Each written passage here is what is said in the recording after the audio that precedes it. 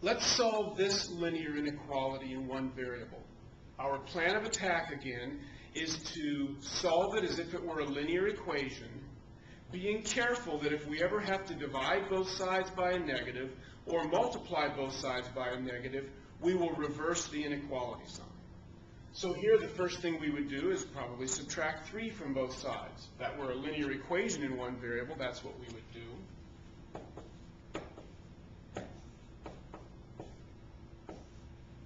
So now we have the inequality, negative 2x is greater than 2. And now, to solve that, we want to get a coefficient of 1 for the x, which forces us to divide by negative 2 to get that coefficient of 1. And 2 divided by negative 2 is negative 1, but we just divided by a negative, which forces us to reverse the inequality sign. So the solutions that make this statement true are numbers that are less than negative 1. For example, negative 2 is less than negative 1, isn't it?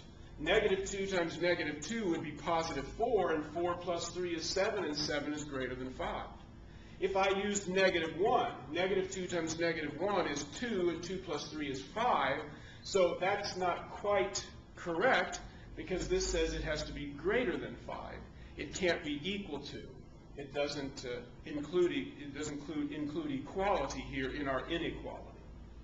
If we were going to express this solution set with that interval notation, we want all the x's that are less than negative 1.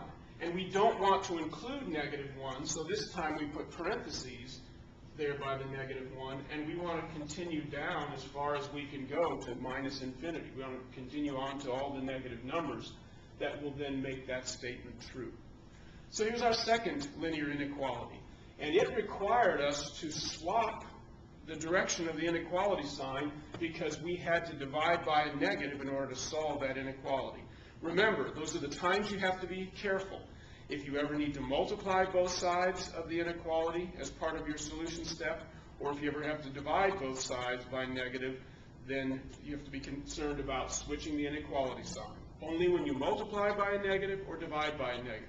Everything else we can treat it as if it was a linear equation as we go through the process of solution.